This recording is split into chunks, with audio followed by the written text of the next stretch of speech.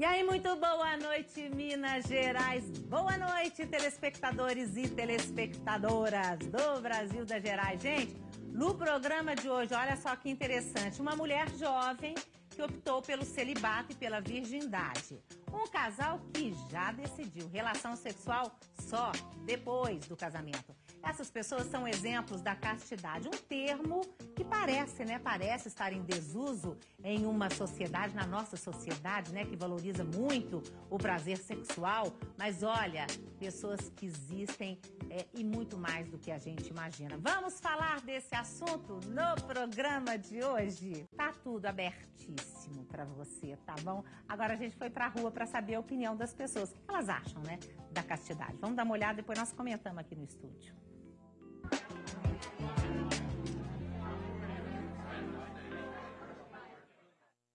Nós somos pessoas livres, né? Estamos vivendo num século XXI, né? Não é século XV, XVI, igual antes tinha aquela repreensão de tantos pais, familiares.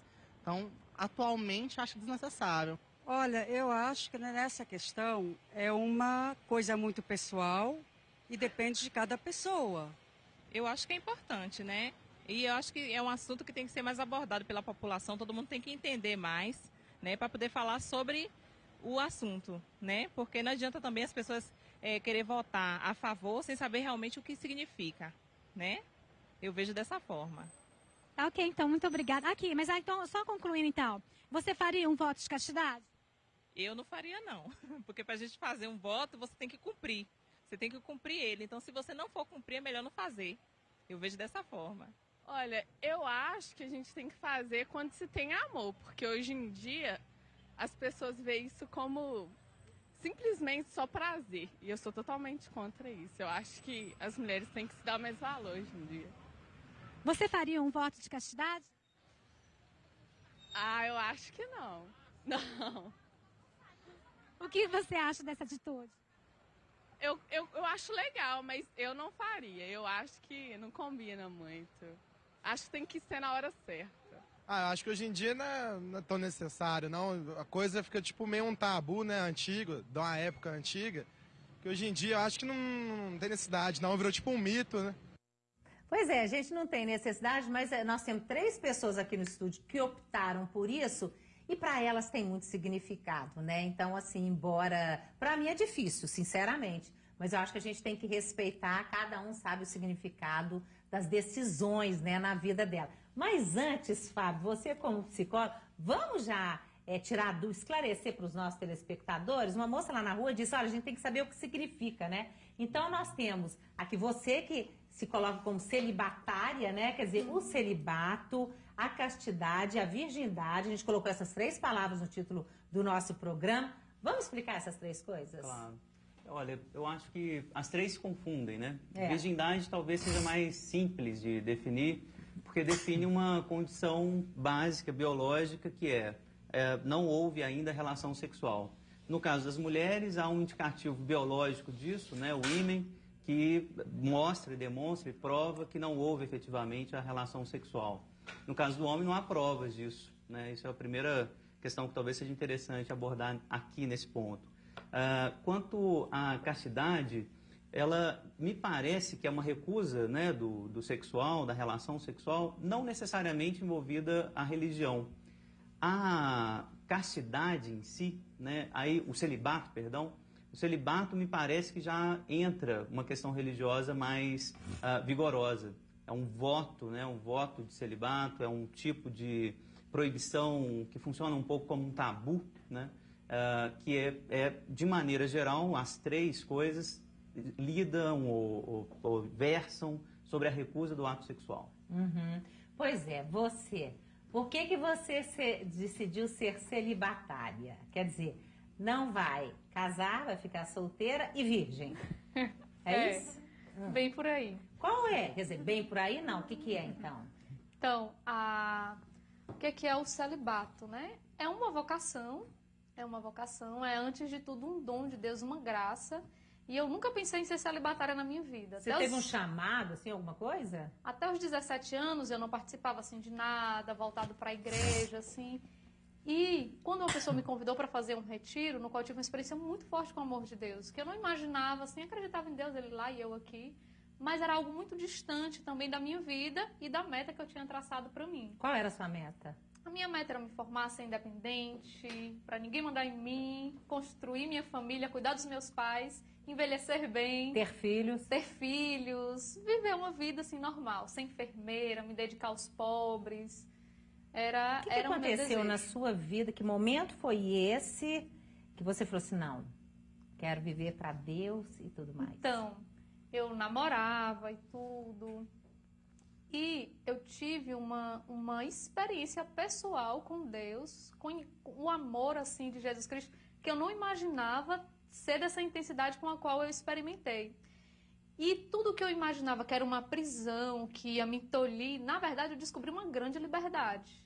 E fui me sentindo muito atraída a amar a Deus e aos outros dessa forma. Fui descobrindo que na verdade, a busca do prazer é porque o homem busca a felicidade. Todo homem quer ser feliz. Todo homem foi criado para ser feliz. E assim foi a minha experiência, de buscar, querer, às vezes, nas coisas, às vezes, em um momento, ter aquele prazer que me fazia feliz momentaneamente, mas eu queria algo mais. Então, ficava um vazio e procurava mais, e procurava mais. Então, eu encontrei, na verdade, um grande sentido para a minha vida. Ai. E que felicidade não é igual a prazer, assim. Prazer é algo sexual, bom. que você está falando, de carne, é isso? Também, mas vários tipos de prazer. Prazer de comer, prazer é algo ruim, de beber, não é. Foi é um dom que Deus deu ao homem. O prazer, o poder, o possuir. Deus criou as coisas e deu tudo para o homem. Mas qual é que é a questão? A questão é que eu busco o poder, o prazer, o possuir de uma forma egoísta e para me satisfazer, independente se eu use as pessoas ou não, independente. Aí é que tá. Mas o prazer em si, ele é um dom de Deus. É uma linguagem de amor. Pois é, depois vamos falar mais sobre esse prazer. Você tá doido para comentar, né? Eu ia passar para os homens, mas eu senti.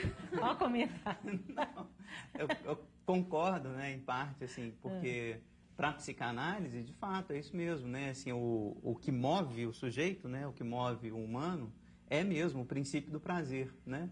E a grande questão... É onde está o prazer, né? Ela encontrou lá. Isso. E para a psicanálise não há nenhum tipo de critério que possa ser usado, neutro, para dizer esse prazer é errado, esse prazer é certo, esse aqui não pode existir. Infelizmente, a gente não tem esse critério.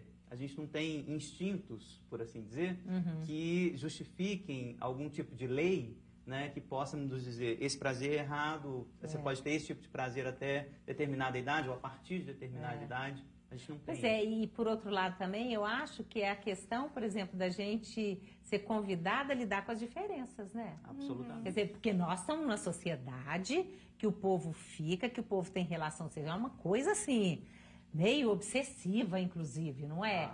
E aí eu fico pensando assim, meu Deus, também, nessa questão da castidade, depois que principalmente houve uma luta das mulheres nos anos 60, né, pela liberdade sexual, mas daqui a pouco a gente fala isso, depois não posso esquecer, porque vamos passar aqui. E você, Tatiana, que é colega, jornalista, né, você optou pela castidade. Sim, no caso, né, antes do casamento. Na verdade, existe também a castidade dentro do casamento.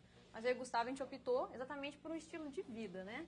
Como vocês falaram no começo também, a castidade não é necessariamente ligada à igreja, mas a gente usa da igreja como um instrumento para a gente viver isso que a gente decidiu.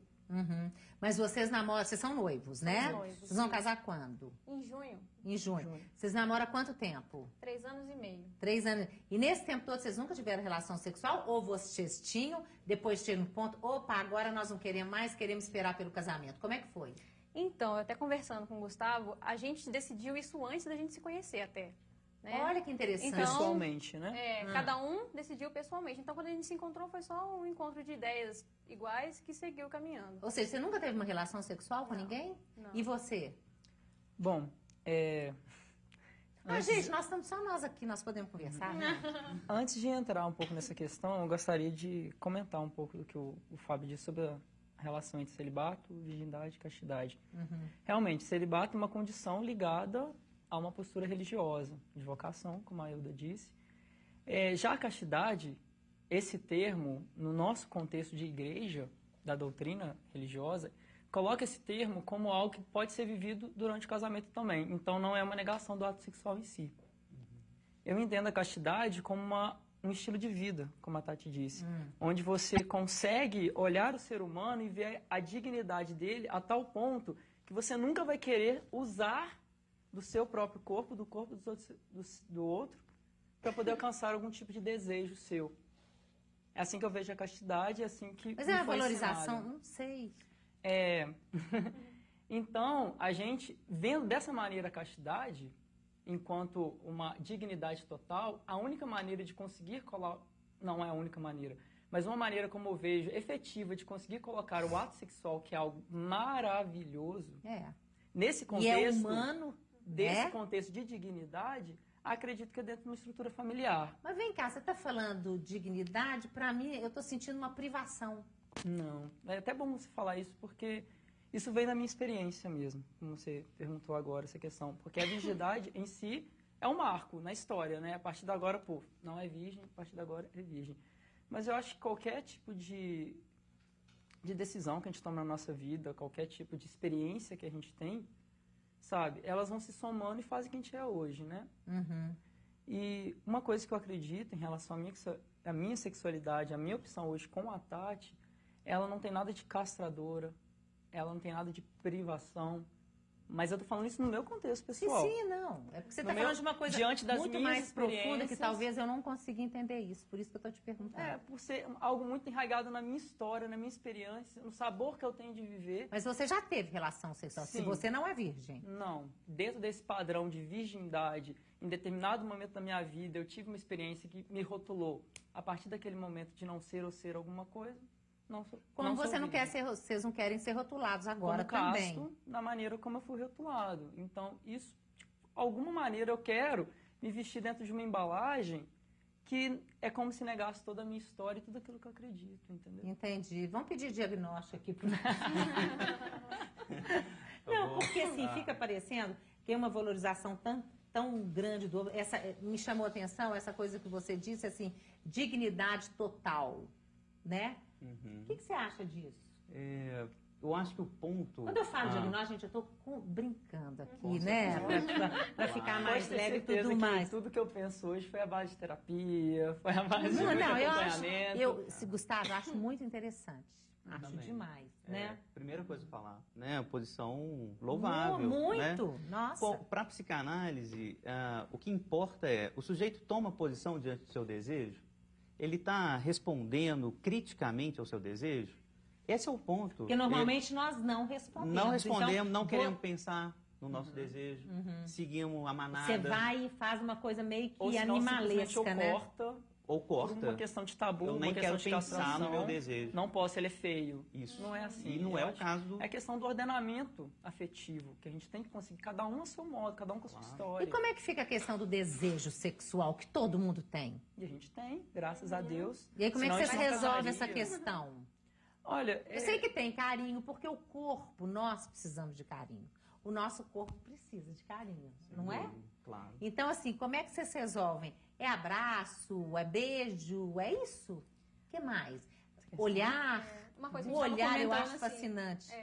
A gente pensa muito sobre a forma como a gente vive, né? A gente não se vê como um estudo de caso em si. E até a gente queria que não olhasse a gente dessa forma. Como? Não olhasse? Como um estudo de caso. Não, gente, lógico que não. Até todo mundo mesmo. Não, mesmo porque não só aqui, vocês três são exemplos. Gente, mas tem muita gente. Sim. Eu conheço várias pessoas, inclusive na minha família, há pouquíssimo tempo, aconteceu isso. Agora eles casaram, né? Então, assim, não, né? Sem julgamento. Não, sim, claro. É claro. Mas, assim, os carinhos, com certeza, sabe? Deve ter num casal. Se não tiver, aí tem alguma coisa errada, sabe? E eu acho muito legal a gente ver a beleza no ato sexual. Muita gente acha que, igual antigamente, as pessoas tiravam o crucifixo do quarto quando ia fazer relação sexual, sabe? Não, sabe? Apaga a luz. Tá tudo muito junto, sabe? O que a gente acredita pra gente, espiritualmente e fisicamente, tá junto. Então a gente vê a beleza desse ato e a gente, lógico, tem nossos carinhos, mas os dois decidiram.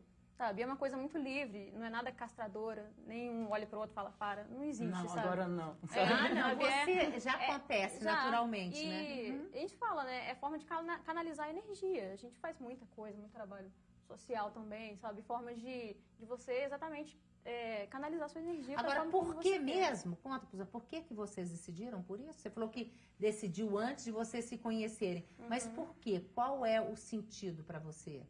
Bom, é o sentido da pureza e valorização da outra pessoa, assim. A gente acha muito estranha essa forma de falar namoro santo.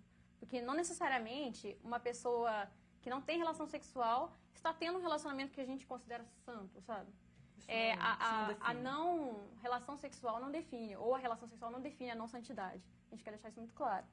E a decisão, acho que veio até pela a gente já seguir a religião, tudo, mas não necessariamente por isso. Foi pessoalmente mesmo a gente achar, olha, depois do casamento, ok, sabe? Vai ser uma celebração, um marco, sabe? Na nossa vida.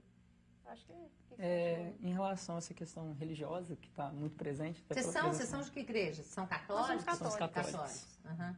Porque geralmente a gente vê isso muito na igreja evangélica, né? Também. Quer dizer, que é cristã também, né? Também. Mas vocês são católicos. Eu recebi essa cultura católica, como todos nós recebemos aqui no Brasil, de regras, condutas e moral e tradição. Foi a cultura que a gente recebe. A partir do momento que a gente vai crescendo, a gente vai estudando, tendo formação e se colocando um posicionamento crítico sobre isso. E entra a crise da adolescência, do eu não quero padrão, eu quero me rebelar, eu quero experimentar, e a televisão. Mas logo depois disso, no meu caso, veio também o posicionamento crítico a tudo isso que foi apresentado, a essa liberdade. Sim. E a minha vida, porque eu não estava livre dentro desse meio. Eu vivi essa ditadura do prazer, do jogo da sedução, do sair à rua e olhar as pessoas, quem eu me interesso, quem se interessa por mim, como que vai ser, e a conversa entre os amigos, onde você foi, quando você fez, e que tamanho que é, todas essas questões que a gente passa na nossa adolescência, que eu acho que é uma ditadura, é uma agressão do nosso próprio corpo, da nossa forma de nos enxergar enquanto gente. Porque não é escolha, né? Ser empurrado para isso. Né? A gente é empurrado, e são duas, porque a gente recebe essas duas formações diferentes e a gente fica sem entender qual que é a nossa posição. Pois é, depois você vai falar mais, nós vamos entrar com o telespectador aqui. A Luci Silva falou, nossa, Roberta, vou assistir, o assunto é legal. A Tatiana Sardinha Pinto também. A Kênia Lucas falou, bom tema, Roberto. Vivemos em uma sociedade meio nissimiojo. Os jovens e até os pais maduros não buscam afetividade ou conhecer o outro. É uma consequência como consequência, mais e mais vidas destruídas por relacionamentos superficiais. Olha que interessante que ela está falando, né? Quer dizer, a possibilidade, por exemplo, no caso dos dois, né? É a possibilidade, essa vida que eles escolheram, esse estilo de vida, achei legal você falar, estilo de vida, é uma possibilidade mais fundo? Eu acho que sim. Eu acho que a gente está falando do ponto de vista... Vamos falar primeiro da sociologia. Tem um livro muito bacana, chama Amor Líquido, do Zygmunt Bauman, falando da sociologia. E como o próprio título indica, ele está apontando para as relações amorosas contemporâneas que são mais líquidas mesmo, mais superficiais. Né? E geralmente essa liquidez tem a ver com um excesso sexual mesmo, um excesso da busca do prazer, daquilo que passa muito rápido, você não aprofundar laços e tal. Do ponto de vista psicanalítico, de novo, nada de errado, né? Não tem nada de errado com a liquidez moderna do amor, né? A gente está, talvez, pensando no desejo a partir de outro lugar. Não tem nada escrito que a monogamia ela é uma forma de amar mais interessante do que um amor líquido, né? Mais sexual, menos afeito aos afetos. Agora, é muito diferente uma relação amorosa estável, monogâmica, por exemplo, que envolve um certo tipo de reflexão sobre o ato sexual, do que as relações burguesas, né, da classe média, por exemplo, que não envolve reflexão sobre isso. A primazia do prazer, ela vem sempre como mais importante. Sem questionar, né? Sem questionar. Eu acho que, para a psicanálise, o ponto é esse. O sujeito ele está parando para pensar no que ele está fazendo? Tendo parado, tendo refletido, as duas posições, vamos colocá-las assim mais em tensão, o celibato, a castidade, e do outro lado, uma vida mais líquida, mais superficial, mais sexual, as duas posições não têm um critério moral para dizer essa aqui é mais interessante ou essa aqui é mais interessante. Sabe o que eu acho? É quando a gente vê hoje tanta gente sem sentido para a vida, né? Aquele vazio, as depressões e tudo mais. Quer dizer, não que todo caso de depressão seja causado por isso, né? Mas é que as pessoas não encontram. E você encontrou o sentido, te deixa plena, cheia por dentro, né? É isso, né? É o celibato, né? No meu caso, porque eu descobri um chamado, é um chamado de Deus, não é uma Agora, você coisa... me falou que você teve um encontro com Deus, que foi uma coisa muito forte. Eu fiquei curiosa para saber como é que foi esse encontro. Dá para explicar ou não dá para explicar? Não sei se eu vou conseguir transcrever com as palavras a profundidade com que eu experimentei. Que não foi assim, foi um dia que marcou, mas esse dia marcou um novo início na minha vida. De todos os dias eu tenho uma experiência forte com Deus, concreta. E se falando assim, né, voltado assim, questão de castidade, celibato, virgindade, se falar de corpo, privação e tudo. Quando eu tive essa experiência com Deus, e eu fui mergulhando, conhecendo também a Jesus Cristo, fui vendo que Deus se fez carne, Ele assumiu a nossa carne, o nosso corpo, e nos ensinou a amar com o corpo, é uma linguagem de amor. Eu amo com o meu corpo. Sim, mas como é que você sentiu assim? Bom, uma pessoa veio fazer uma oração por mim no momento, tiveram palestras, momentos de convivência, um momento mais profundo assim de oração. E pela primeira vez eu busquei, eu vou tentar viver com profundidade esse momento para ver o que é que dá. E uma pessoa veio fazer uma oração por mim, pôs as mãos sobre mim. E naquele momento mudou, foi uma experiência, não foi só um sentimento. Eu me senti amada, mas foi mais do que me sentir amada. Foi uma coisa que foi alcançando assim...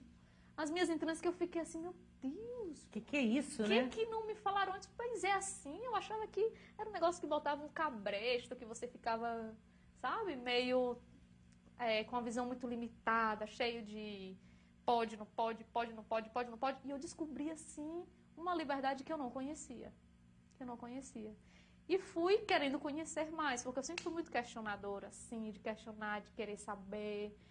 E eu fui buscando também a verdade, fui buscando conhecer, fui buscando aprofundar essa experiência. Não foi um dia e ficou perdido no tempo. Aquele dia foi ótimo, tive uma experiência e pronto. Mas foi algo que eu fui escolhendo aprofundar e fui experimentando cada vez mais de uma graça que eu não conhecia, assim, né? Da fé, através da palavra de Deus, através... E essa experiência foi enchendo, assim, a minha vida. Eu fui me sentindo atraída através dos testemunhos, de pessoas que eu conheço que vivem assim... testemunhos dos santos que a gente conhece na história e que tantos conhecem, né? São Francisco, Santa Teresa e muitos outros que foram, assim como tem santos também casados, né? Santa Giana Beretta Molla e tantos outros, assim. Santo Agostinho foi, né? Quer dizer, ele não foi casado, ele teve uma mulher e teve um filho, né? Ele teve Tanto que uma coisa que eu gosto muito de Santo Agostinho é quando ele diz: tarde te amei, ó beleza, tão antiga e sempre nova. Quando ele fala dessa experiência forte, assim... que transformou a vida dele, né? Não que o celibato é o único caminho, mas Não, gente, a questão, nós temos vários caminhos, cada um encontra o seu caminho. Isso é muito rico, a vida é rica nessa possibilidade. Mas e sua família? Então, minha família, né? Terminei o namoro e o meu pai achando estranho. Você tinha namorado, gente? Eu terminei para fazer um caminho vocacional, porque eu não queria ficar por causa dele. E nem ir porque eu queria estar livre para eu poder decidir. Não, se eu ficar é porque não é a minha vocação. Então eu vou... Agora eu também não poderia trilhar a minha vida normalmente com aquela dúvida dentro de mim. Será que era isso? Será que era isso que eu queria para a minha vida? Então eu fui fazer essa experiência, fui aprofundando e tudo. E a minha família, a princípio, não aceitou. Meu pai achou tudo uma loucura. Isso é uma loucura, lavagem cerebral fizeram em você não está na mão, então foi alguma decepção com esse namoro, foi alguma coisa aconteceu. Não entrava no entendimento dele que seria uma escolha, não era porque existia um mal-estar onde eu estava, ou uma não realização no colégio, ou num relacionamento afetivo, ou dentro da minha família mesmo. Mas o que é que te falta? Não, pai, não é que me falta alguma coisa que eu estou insatisfeita, é porque... eu descobri uma felicidade maior do que a que eu tenho e eu quero experimentar e eu quero ver se é isso mesmo. Isso tem quanto tempo? Tem 8 anos. Nossa Senhora, então não tem retorno não, né? Tem não, é pra sempre. Se bem que a gente não sabe nada nessa vida, né? Mas a princípio você imagina pra sempre. O meu desejo é que seja pra sempre. E as pessoas às vezes, minha família, meus irmãos, amigos, perguntam: mas Hilda, se aparecer alguém? Porque na comunidade Shalom tem casais, tem sacerdotes, tem celibatários, a pessoa vai Tem vivendo e vai descobrindo o que é que ela se sente chamada a viver, né? E se aparecer alguém? E se você se apaixonar como se fosse assim uma coisa que eu olho, já me apaixonei, desapaixonei, vou me apaixonar de novo, porque faz parte tem tudo normal, sentimentos, afetos. Pois é, mas aqui Me você não relaciono está com aberta para pessoas. isso, parece, com um homem. Você optou pelo celibatário mesmo, mas pode surgir, sim. Pode surgir, você pode voltar atrás, eu renovo todo ano, né? Se Deus Os quiser, ano que votos vem, de castidade? voto de castidade, eu vou renovando todo ano. E no desejo de um dia fazer para sempre os votos perpétuos, mas é um tempo onde você vai renovando a cada ano e você vai experimentando de apaixonamento. Será que é isso mesmo? E você vai... Quando eu me apaixonei, para mim, foi um desafio, porque foi uma escolha que eu fiz, mas ao mesmo tempo, era como que uma oferta que eu fazia para Deus. E eu tinha uma alegria em fazer aquilo, embora era um desafio. Entendi. Agora, os homens devem ficar curiosíssimos, não ficam, não? Não é? Jovem. E meu pai, você é jovem, você é inteligente, você é bonita. Tipo assim, ai, não são os velhos, sabe, os Agora, feios. você nunca teve experiência sexual, você me falou, Não, né? não, experiência você não tem sexual. curiosidade? Nunca teve curiosidade? Tive curiosidade. O meu namorado, né, tudo falava, né, que é importante, E no você relacionamento e tudo. E eu ficava assim, mas será que é? Será que não é? Mas alguma coisa dentro de mim eu não queria que fosse assim, eu queria ver mais, eu queria ver se realmente era ele que eu escolhia para minha vida inteira, porque eu não queria me entregar um aqui, outro ali. E como era um valor também que eu fui adquirindo pela minha criação também, né? Você está falando isso, né? Aí eu tô, claro, né, gente, falando assim, uma coisa bem rasa, né? Que eu fico imaginando que muita gente deve perguntar para você, mas, gente, vocês têm que experimentar antes, vai que depois não encaixa. Quer dizer, o cheiro já se sabe e tudo mais. Tem isso? Eu acho que o que se constrói junto é muito mais bonito, sabe? Eu também acho. Uma vez até a gente trabalha com muita missão, um jovem chegou pra mim e perguntou assim, falou assim, eu sei que meu namorado beija bem, mas como é que eu vou saber se ele é o melhor se eu não beijar os outros? Aí eu falo, o que você construiu com ele, o tempo que você gastou na construção daquele relacionamento, você não vai ter com o outro, sabe? Então, tipo assim, eu acho muito bonito essa forma de lidar, sabe? Da construção. A gente vai conhecendo o outro, vai conhecendo a forma como ele gosta, ele vai conhecendo a forma que eu gosto e simplesmente vai acontecendo de uma forma única, sabe? Que eu não encontro em nenhum outro lugar, nenhum outro homem, que é uma forma construída junto.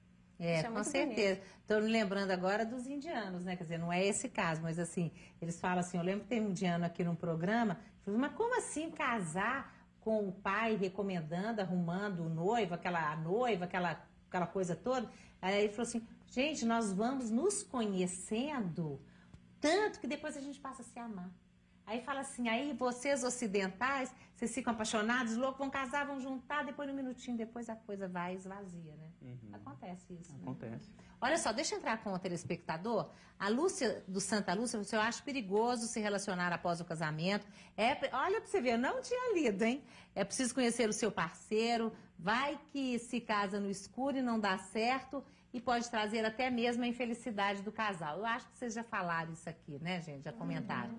Depois, a Alessandra falou, adorei o tema, é muito interessante porque faz parte da diversidade sexual. Assim como temos direito de escolher o sexo das pessoas com as quais nos relacionamos, temos também o direito de não fazer sexo. E respeitar todas as decisões é respeitar todas as possibilidades de expressão que a sexualidade representa. Eu concordo com ela, sim. Claro. Acho que a pessoa pode escolher, sim, né? Não, respeito, com certeza.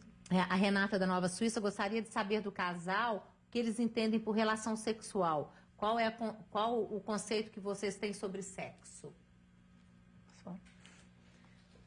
O ato sexual em si, né? A gente teria que colocar isso como... Olha, enquanto experiência pessoal, eu acho que é o que vai coroar a nossa relação. Que é quando ela se torna suscetível de produzir vida. Não coloco o sexo apenas como reprodução. Não aquela coisa, não, vamos só para engravidar, não, a gente voltaria naquele mesmo esquema de tirar crucifixo, de luz apagada, de só pode fazer, mas da maneira menos prazerosa possível só para a gente cumprir nosso dever de marido e mulher. Não, não é isso. Mas a gente vê o ato sexual como um momento, o ápice de uma vida a dois, com certeza. E não é uma supervalorização também do ato que faz com que casais se esperam ao máximo chegar ao momento do casamento, casa com aquela expectativa sobre o ato. E o casamento rompe. Como acontece muito nesse acompanhamento de jovens, na religião, né, que a gente vai ensinando, não faz, eles vão segurando, porque depois vai ser o conto de fadas da vida deles na cama. Não é assim também. Uhum. A ideia é aquilo que a Tati falou, a gente está construindo. E a gente quer viver isso dentro de um contexto familiar. Eu quero poder assumir uma relação com a Tati, sexual, em que eu possa assumir não só essa relação, mas toda a vida dela, enquanto marido e mulher. Uhum. Eu não quero terminar o ato e falar, agora, meu amor, vai para casa, que eu vou ficar aqui dormindo sozinho, sabe? Não é. Isso, para mim, está dentro do que a gente está construindo junto. Agora, se a gente não estivesse caminhando para esse momento do matrimônio, não sei como seria a nossa cabeça hoje. Talvez não faria tanto sentido. Entendi. Ter, não sei. É a nossa história. A maneira como a gente começou nosso namoro já nos encaminhou naturalmente para isso. Pelo que foi que nos uniu, pela nossa visão de mundo ser muito semelhante, pelo que a gente queria da vida de cada um. Então, muito natural e nessa essência a gente foi chegando. Com certeza. Depois eu quero saber como é que os amigos, a família lida com essa questão. Antes de chamar o intervalo, ler a participação de telespectadores, a Beatriz Mirra, ela disse assim, olha, eu conheço muitos jovens que têm optado pela virgindade até o casamento. Sabe o que eu penso? O importante é pensar em ser feliz. Padrões não são felicidade, escolha sim. Concordo com ela. Depois o Daniel Botelho falou assim, olha, é tão raro achar isso hoje em dia, que numa cidade do interior, um casal de noivos prestes a se casar foi perguntar ao padre o que ele achava da relação sexual antes do casamento. Ele respondeu com outra pergunta, vocês prometem não atrasar a cerimônia? Bom, depois a Valéria Said, jornalista, colega, viu, Tatiana? Você acha que o mais importante do que optar por uma data institucional, depois do casamento oficial, para consumar a relação entre duas pessoas, é ter maturidade para escolher o momento certo em que estamos preparadas para iniciar nossa vida sexual com responsabilidade. É isso, eu acho que ela também está certa. Né, gente? Depois o Sinésio Rocha falou, para preservar a virgindade até o casamento é nadar contra a corrente. E é uma forma disfarçada de repressão sexual. Vamos falar depois, você comenta isso no terceiro bloco? Olha só, a Fátima Oliveira Porto, vou votar no Sinésio, tá, gente? Deixa eu ler outros aqui. A Fátima Oliveira Porto, ela falou, não querendo ser careta, eu particularmente acho lindo a mulher se preservar e, se possível, o homem também. Infelizmente, na época de hoje, banalizou demais. O André Mansur falou, a cada dia que passa, as meninas e meninos iniciam suas vidas sexuais mais cedo. É, verdade, né? O mais bizarro é que a virgindade, que era considerada uma virtude da mulher, passa a ser objeto de chacota. Antes as mulheres deixavam de transar por imposição da sociedade. É isso mesmo. Vocês já tiveram algum caso de chacota, assim, de amigo, família, alguma coisa assim? Não. O pessoal, assim, é porque a gente não se expõe tanto, né? A gente não é exposto dessa maneira. Ah, tá. Como a gente não defende, de vocês, né? Como a gente não defende, uma coisa que eu estava conversando durante o intervalo com o Fábio, a gente não defende um padrão a ser seguido. É a nossa vida, é a nossa história. Então isso não é algo, nenhuma regra que a gente vive e a gente impõe para aquelas pessoas. Não, é a nossa vida. Não é repressão sexual, como diz o Sinésio Rocha? Na minha história, não. A repressão é que eu vivia antes. Olha para você ver que interessante. Na minha comenta. História. Uhum. E para a psicanálise é exatamente isso, né? Às vezes alguém que se entrega à pornografia, né, ou uma vida desregrada sexualmente, por assim dizer, pode estar muito mais reprimido, né, lidando com algum recalcamento, por exemplo, transando compulsivamente, do que alguém que escolheu o celibato depois de um trabalho consigo mesmo, do cuidado de si. Ele pode estar menos recalcado, esse celibatário, do que alguém que se entrega a uma sexualidade compulsiva. Então, o ato sexual em si, praticar o ato sexual, não é nenhum indício ou índice de que o sujeito não está recalcado, ele não está reprimido. Às vezes, o sujeito vai transar compulsivamente exatamente para ajudar na repressão de um outro sexual, que é o que interessa para a psicanálise. É esse outro sexual, inconsciente, infantil, que o Freud vai descrever ao longo da obra dele, é que interessa ser casto. Todo mundo deve ser casto, vai dizer o Freud, com relação a esse sexual, que diz respeito a uma sexualidade que todo mundo tem que reprimir de fato. O incesto, a violência, o masoquismo, o sadismo, né? Isso onde o humano tem um prazer que é propriamente humano. Matar alguém, esquartejar alguém, ou usar o corpo de alguém, esburacar. Se aí a pessoa não segura, por isso que a gente vê aí, né? As pessoas matando e violentando. A cada 8 minutos, gente, uma criança é abusada sexualmente nesse país. Isso. Quer dizer, são pessoas que não deram conta de segurar. Perfeito. É desse sexual que a gente tem que falar. É com relação a esse sexual que a gente tem que ser casto. E aí eu acho que a psicanálise se coloca muito claramente. Não há psicanalista que pode se abster disso. O abuso sexual infantil é algo, né, que se pode acolher. Não. Claro, com relação a isso... O abuso sexual adulto também. Também. A pornografia em si, a prostituição entra no mesmo esquema. Sim. Quando você coloca a pessoa do outro, o corpo do outro, simplesmente como objeto. Aqui, mas aqui eu estava pensando o seguinte, e sexo pela internet? Da mesma maneira. O que a pessoa faz. Porque tem gente que pode achar assim, eu sou casto. Porque eu estou virtual. É só virtual. Como é que fica isso? Não é? Claro, não há dúvida disso, né? O cristianismo e o judaísmo, né, junto com o cristianismo posteriormente, deu uma roupagem a essa reflexão sobre o ato sexual que sempre passou pela repressão. E sempre exigiu castidade de forma muito particular e mais vigorosa das mulheres e das sexualidades que eles consideravam equivocadas, por exemplo, a homossexualidade. Recentemente, por exemplo, a gente vê o Papa Ratzinger afirmando, o que me pareceu exagerado da parte dele, que se a homossexualidade fosse reconhecida, legitimada, a humanidade estaria em perigo, né? Esse tipo de esse tipo de ideia que o Papa até hoje promulga, me parece um convite a uma certa castidade.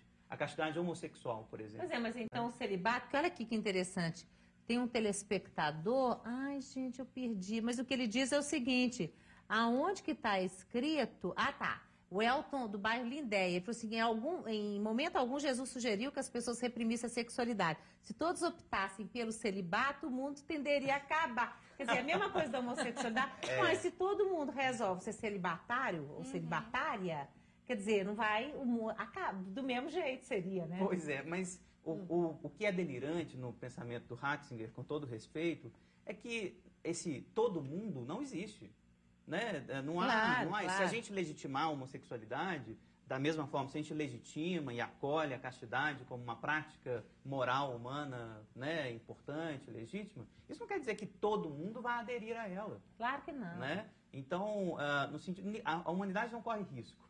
Né? Não, né? Então... Agora, gente, terminando já o programa, Tatiana, o que fica? Como é que você fecha? Quer dizer, o que você gostaria de ter falado você não falou no programa? Bom, o que eu estava pensando quando ele estava falando é que essa liberdade, né, que falam que tem no sexo, que a gente foi conversando aqui, que não necessariamente depende das pessoas, que qualquer tipo de liberdade, eu até estava conversando com um amigo meu, exige um certo limite, né? Até para você conseguir... equilíbrio, né, gente? Exatamente. Aí ele comentando, tipo assim, você se sente totalmente livre na sua casa, porque tem as paredes, seu vizinho não vê o que você faz lá dentro. Então, ter noção que essa liberdade que a gente cria tem um limite. Então, a gente vai até esse limite, para ter a nossa total liberdade. E você, Gustavo? Eu queria mostrar muito o valor da felicidade em relação a isso tudo, que é o que a gente busca. Eu acho que não é um padrão que a gente quer estabelecer ou quer acompanhar um padrão antigo ou novo, ou quer criar um novo. Não, mas vocês têm o de vocês. Sim. E não é um padrão. É a singularidade, né? Com certeza. O casal, isso é muito interessante. E que a gente busca a felicidade, ela é urgente para a nossa vida. E é a maneira como a gente encontrou de viver essa felicidade e a gente é feliz. Opa! Com certeza. E vão ser mais ainda. Obrigado. Torcendo. E você, Hilda? Então, eu queria lançar um questionamento para você que está aí me ouvindo agora, né? Assim, com relação a tudo isso que a gente foi falando, a virgindade, castidade, celibato. Pense aí comigo, qual é o azeite mais caro, o azeite mais que se usa na comida hoje? é o extra virgem. Isso. Qual é a lã mais cara, mais refinada, vamos dizer assim? É a lã virgem. Interessante, a mentalidade do mundo de hoje retira o tributo da virgindade das pessoas e o exalta nas coisas, assim. Uma proposta para você que está em casa pensar. E a castidade, ela não é uma castração, mas é uma escolha, um ato de liberdade, a escolha de um caminho. E eu não falo assim somente de uma teoria ou de uma coisa que eu aprendi, eu falo da minha experiência de vida, que talvez como você que está me assistindo tenha também a sua experiência de vida, mas a experiência de vida que eu tenho é exatamente de encontrar a liberdade através desse caminho que é o meu chamado, né? Assim, Opa, legal, falou bonito demais, Fábio. Acabou o programa.